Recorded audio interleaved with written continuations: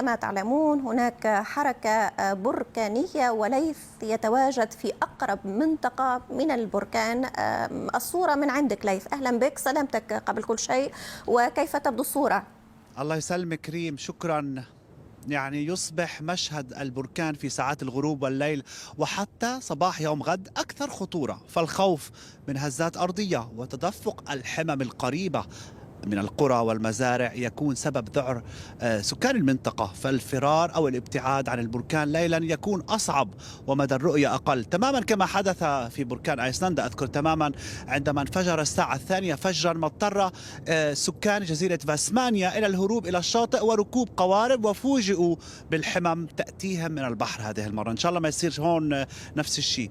يعني قبل ساعات قليلة توسعت فتحة هذا البركان خلفي لتشمل 3 مسارات الحمم البركانية، وأصبح التدفق البركاني يتجه شرقا إلى جانب طبعا المسار الأول الذي ينحدر جنوبا إلى المحيط الأطلسي، ويشكل أرض بركانية صلبة على شكل جزيرة. هناك صخور كبيرة الحجم على شكل كتل، ما بعرف إذا مبينة بالكاميرا، ظاهرة ملتهبة تندفع وبسرعة هائلة من فوهة البركان.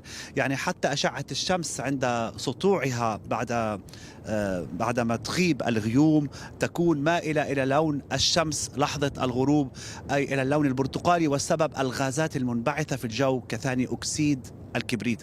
يعني شاهدت قبل قليل ريم بيوتا تحترق بأكملها ومركبات بسبب وصول نهر الحمم إليها، وكما تقوم يعني السلطات الإسبانية بتوسيع نطاق الحزام الأمني. ما بعرف إذا مبينة بالصورة حاليا، هناك غيوم تأتي كثيفة لبضع ثواني ومن ثم تختفي.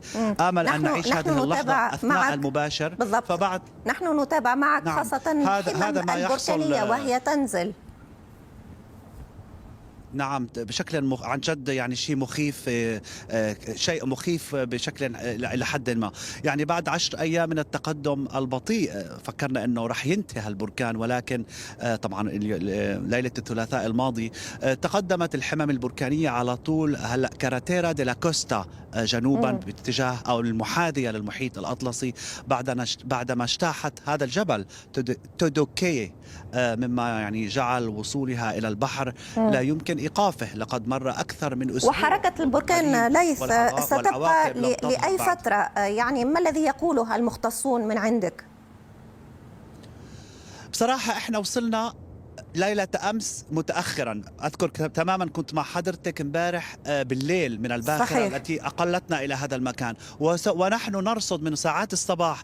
التقيت مع بعض السكان هنا وهم ينظفون أسطح بيوتهم من الرماد البركاني ذات اللون الأسود، تماما كما يحدث في بعض المنازل في العالم. الثلوج، تنظيف الثلوج، ولكن هنا التنظيف هو التنظيف من الرماد البركاني. نعم. يعني السكان البعض منهم معتادون على هذا البركان، ولكن ليس لهذه الدرجة، ولكن البعض الآخر هربوا إلى تنريفة. شكرا. إلى مدن أخرى إسبانية، والبعض الآخر لجأ إلى بيوت مبتعدة قليلا نعم. عن الحمم البركانية المخيفة التي نشاهد خلفها. نعم، على كل سنكون معك في نشراتنا القادمة. شكرا جزيلا لك دائما زميلنا ليث بزاري موفد العربية، كنت معنا من أقرب نقطة من بركان لا بالما. شكرا لك ليث. إلى موضوع آخر الآن، حيث تفاقم